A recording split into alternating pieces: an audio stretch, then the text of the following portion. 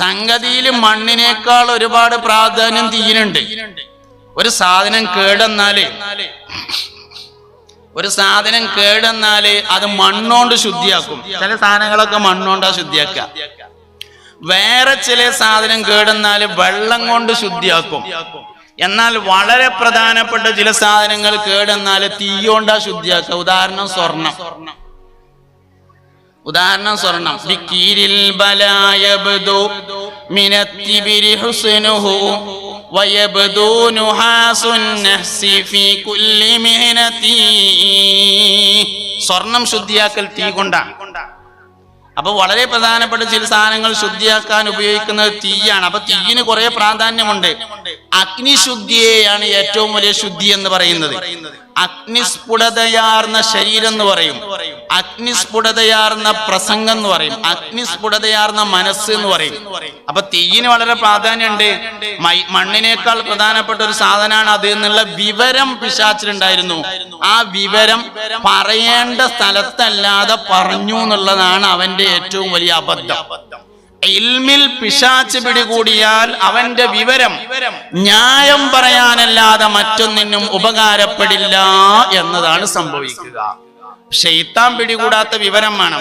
ഈ നാഫിയായ ഇൽമ് എന്ന് പറഞ്ഞാലും ലാറായ ഇൽമ് എന്ന് പറഞ്ഞാലും ഇൽമ് രണ്ടെണ്ണല്ല, ആള് രണ്ടെണ്ണാണ്. നാഫിയായ ഇൽമ് ഉപകാരപ്രദമായ വിവരം എന്ന് പറഞ്ഞാലും ലാറായ ഉപദ്രവമുള്ള വിവരം എന്ന് പറഞ്ഞാലും വിവരല്ല രണ്ടെണ്ണം, ആളാണ് രണ്ടെണ്ണാകുക. ചേകനൂര് എന്നൊരു ചെങ്ങായി ഉണ്ടായിരുന്നു. അയാള് കുറെ കാലം ഖുർആൻ പഠിച്ചപ്പോ നിക്കാരം 3 ഉള്ളൂ എന്നാ മൂപ്പർക്ക് കിട്ടിയത്. പഠിച്ചത് ഖുർആനല്ലാത്തതുകൊണ്ടല്ല പ്രശ്നം, ആള് ചേകനൂരായതാ പ്രശ്നം. നാഫിയായ ഇൽമ് എന്ന് പറഞ്ഞാൽ ആള് നാഫി അല്ലാതെയായാൽ അവന്റെ ഇൽമ് നാഫി അല്ലാതെയാവും. ആള് ഉപകാരമുള്ള ആളാണെങ്കിൽ അവന്റെ എല്ലാ വിവരം ഉപകാരമുള്ളതാവും. ഒരു ഉപകാരമുള്ള മനുഷ്യന് മൈക്ക് നേരാക്കാൻ പഠിഞ്ഞാൽ അതും നാഫിയായ ഇൽമോ. ആള് നാഫിയായ മനുഷ്യനാണെങ്കിൽ അയാൾക്ക് മൊബൈൽ നേരാക്കാനാണ് പഠിഞ്ഞത് നോക്കുക, അതൊരു നാഫിയായ ഇൽമാണ്. ആള് ഉപദ്രവമുള്ള ആളാണെങ്കിൽ ഓൻ ഖുർആൻ ഹാഫിദായിട്ടും കാര്യം ഉണ്ടാവില്ല, അത് ഉപദ്രവേ ഉണ്ടാവുള്ളൂ. അതുകൊണ്ട് ആള് നാഫിയാവുക എന്നതാണ് വളരെ പ്രധാനപ്പെട്ട കാര്യം. എന്ത് പഠിച്ചു, എന്തിന് പഠിച്ചു. അപ്പൊ അതുകൊണ്ട് നാഫിയായ ആലിമാവണം, അതായത് നാഫിയായ മനുഷ്യന്റെ കൈകളിൽ ഇൽമ് എത്തിച്ചേരണം. ഇവിടെയാണ് നസബ് വളരെ പ്രധാനപ്പെട്ടതായി വരുന്നത്. നാഫിയായ ഇൽമ് നാഫിയായ മനുഷ്യന്റെ കയ്യിലെത്തണമെങ്കിൽ നസബ് വളരെ പ്രധാനപ്പെട്ടതാവും. അതുകൊണ്ടാണ് അത്തരം കാര്യങ്ങളൊക്കെ പലപ്പോഴും സൂക്ഷ്മതയോടുകൂടെ കൈകാര്യം ചെയ്യാറുള്ളത് എന്ന വിഷയത്തെ നമ്മൾ മനസ്സിലാക്കുക. നമ്മൾ ഒരുപാട് ആലിമീങ്ങളെ കേട്ടിട്ടുണ്ട്, ഒരുപാട് ആലിമീങ്ങളെ പഠിച്ചിട്ടുണ്ട്. ഇൽമ് ജീവിതത്തിൽ സൂക്ഷ്മത വർദ്ധിക്കാനായിരിക്കണം, ഉള്ള സൂക്ഷ്മത നഷ്ടപ്പെടാനാകരുത്. ചില ഇൽമുകൾക്ക് അങ്ങനെ സംഭവിക്കും, ഉള്ള സൂക്ഷ്മത പോകും.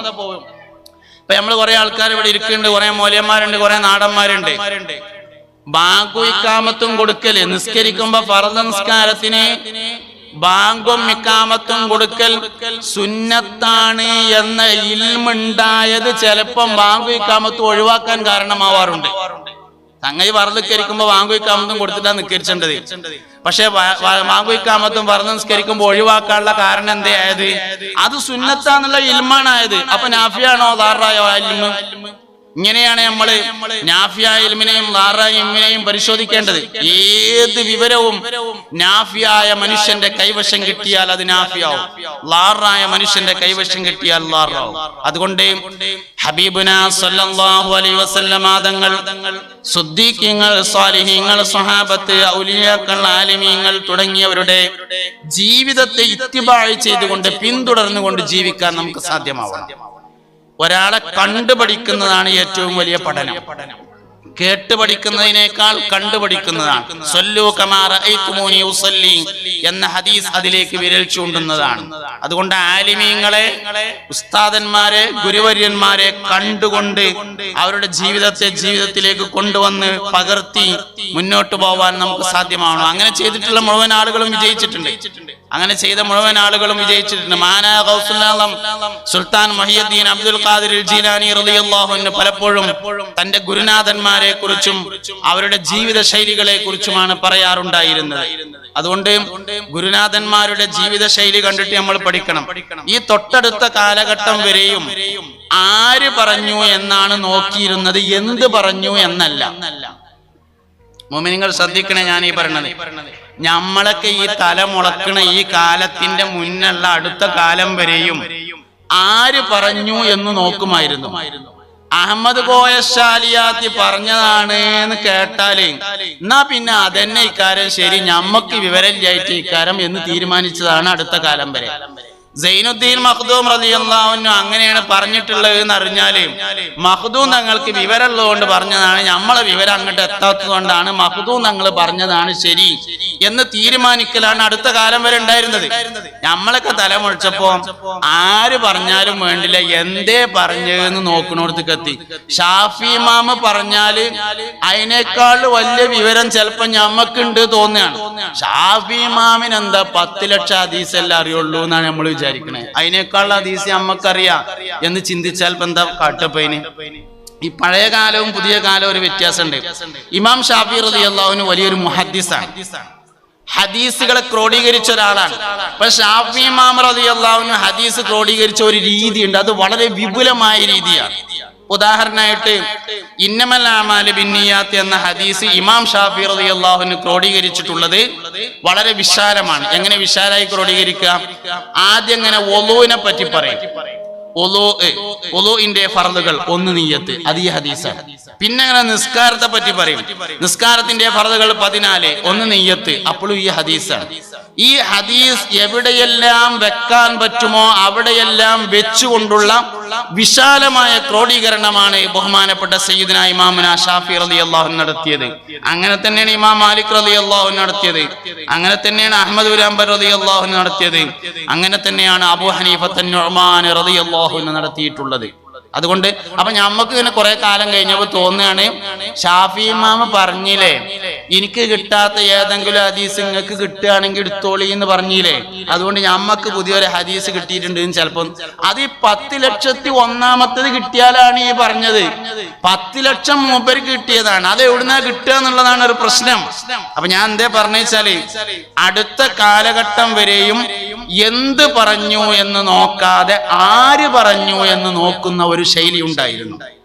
അത് സഹാബത്തിന്റെ കാലഘട്ടം മുതലേ ഉണ്ട്. സഹാബത്ത് പല വിഷയത്തിലും തർക്കമുണ്ടാവും. തർക്കമുണ്ടായാൽ മുത്തുനബിയുടെ അടുക്കൽ ചെല്ലും സല്ലല്ലാഹു അലൈഹി വസല്ലം. നബി തങ്ങളോട് ചോദിക്കും, അള്ളാന്റെ റസൂൽ ഒരു തീരുമാനമാണ് പറഞ്ഞാല് ആ തീരുമാനത്തിൽ അവരണ്ട് ഉറക്കും. അത് കഴിഞ്ഞിട്ട് സഹാബത്തിന്റെ ഇടയിൽ എന്തെങ്കിലും തർക്കമുണ്ടായാൽ സിദ്ദീഖ് തങ്ങളോട് ചോദിക്കും. മുസ്തഫായ നബി സല്ലല്ലാഹു അലൈഹി വസല്ലം തങ്ങൾ വഫാത്തായി. സയ്യിദുനാ സിദ്ദീഖുൽ അക്ബർ റളിയല്ലാഹു അൻഹു ഖിലാഫത്ത് ഏറ്റെടുത്തു. മഹാനവർകൾ ആദ്യമായി ചെയ്ത ഒരു പ്രവർത്തനം ബഹുമാനപ്പെട്ട സെയ്ദ് റളിയല്ലാഹു അൻഹുവിന്റെ നേതൃത്വത്തിൽ ഒരു സംഘം സൈന്യത്തെ അതിർത്തിയിലേക്ക് നിയോഗിച്ചിരുന്നു. സെയ്ദ് ബിൻ ഹാരിസ റളിയല്ലാഹു അൻഹുവിന്റെ നേതൃത്വത്തിൽ ആദ്യമായിട്ട് ചെയ്ത പരിപാടി സെയ്ദ് ബിൻ ഹാരിസയുടെ നേതൃത്വത്തിൽ അതിർത്തിയിലേക്ക് നിശ്ചയിച്ചിട്ടുള്ള സംഘത്തെ, യുദ്ധസംഘത്തെ പറഞ്ഞയക്കലാണ് ആദ്യം ചെയ്തത്. അപ്പൊ ഇതിങ്ങനെ ചെയ്യാൻ വേണ്ടി ഒരുങ്ങിയപ്പോ സഹാബത്തിൽ നിന്ന് ചിലർക്കൊരു അഭിപ്രായ വ്യത്യാസം ഉണ്ടായി.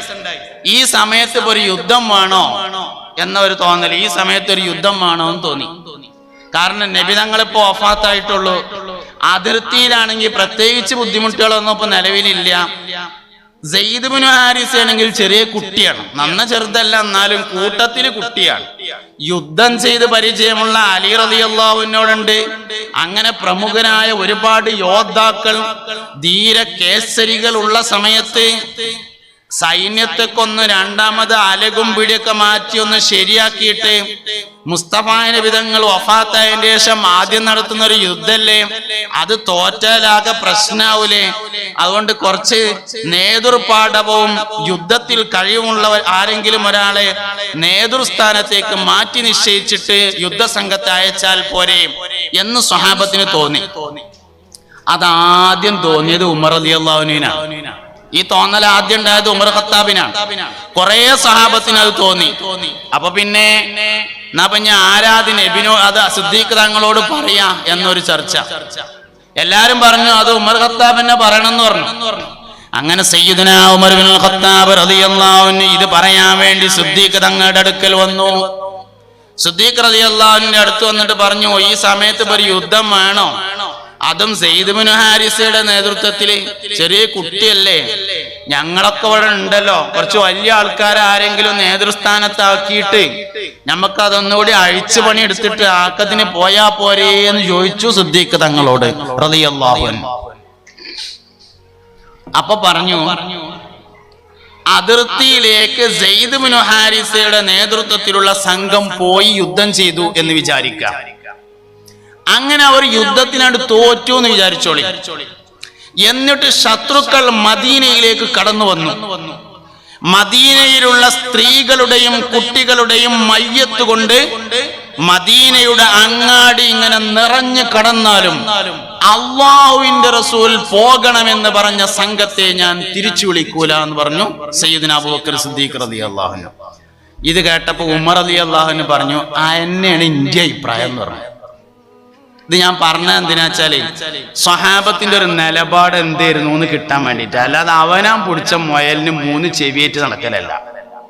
സ്വഹാബത്ത് റളിയല്ലാഹു അൻഹുവിന്റെ ഒരു നിലപാട് അതാണ്, ശരി അതാണ് എന്ന് മനസ്സിലാക്കിയപ്പോ അതന്നെ എന്റെ നിലപാട് പറഞ്ഞു.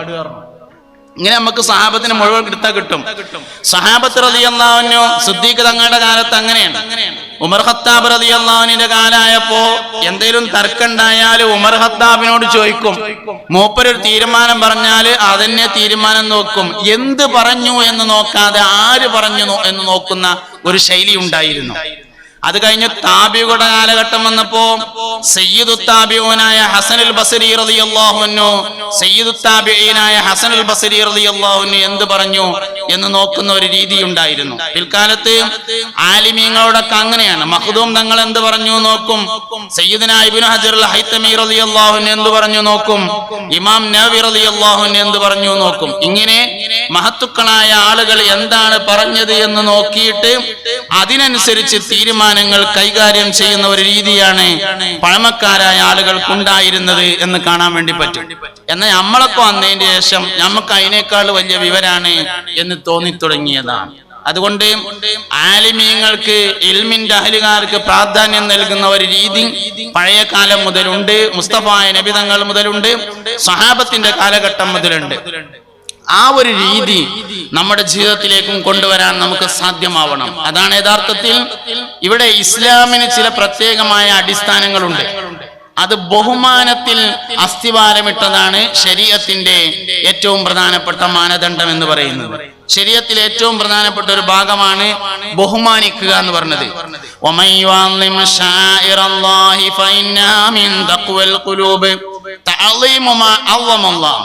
അല്ലാഹു തആല ബഹുമാനിച്ചതിനെ ബഹുമാനിക്കുക.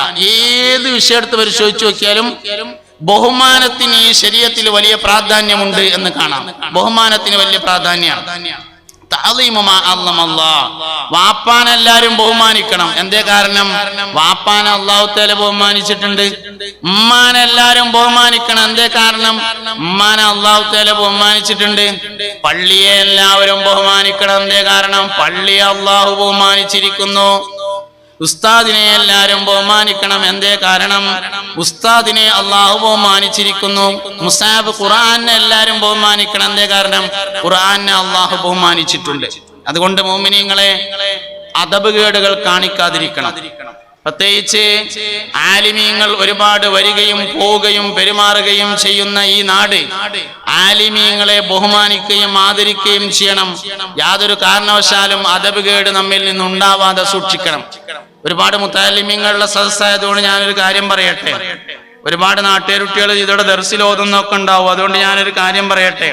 ഗുരുവിനെ ആദരിക്കാത്ത മനുഷ്യന് 3 ബുദ്ധിമുട്ടുണ്ടാകുമെന്ന് മുത്തുനബി പറഞ്ഞിട്ടുണ്ട് സല്ലല്ലാഹു അലൈഹി വസല്ലം. ഉസ്താദിനെ ആദരിക്കാത്ത ആൾക്ക് 3 ബുദ്ധിമുട്ടുണ്ടാവുന്നതാണ്. അയ്യുഹൽ വലദി എന്ന ഹുജ്ജത്തുൽ ഇസ്ലാം അബൂ ഹാമിദ് അൽ ഗസാലി റളിയല്ലാഹു അൻഹുവിന്റെ കിതാബിന്റെ ചട്ടയിൽ തന്നെ ഒരു ബൈത്ത് കാണും. ചട്ടമ തന്നെ ഒരു ബൈത്ത് കാണും. ഗുരുവിനെ ആദരിക്കുന്നതിനെ കുറിച്ച്, ഉസ്താദിനെ ആദരിക്കുന്നതിനെ കുറിച്ച് ഒരു ബൈത്ത് കാണും. ഒരു മനുഷ്യൻ ഗുരുവിനോട് ഉസ്താദിനോട് വളരെ വലിയ ആദരവും ബഹുമാനവുമാണ് കാണിക്കേണ്ടത്. ഹബീബുനാ സല്ലല്ലാഹു അലൈഹി വസല്ലമ തങ്ങൾ പഠിപ്പിച്ചിട്ടുണ്ട്, ഗുരുവിനെ നിസാരമാക്കിയവന് ഒരുപാട് വിപത്തുകൾ വരും. ഒന്നാമത്തെ വിപത്ത് അവന്റെ ആഖിബത്ത് കേടുവരുമെന്നതാണ്. ഗുരുവിനെ നിസാരമാക്കിയവന്റെ ആഖിബത്ത് കേടുവരും.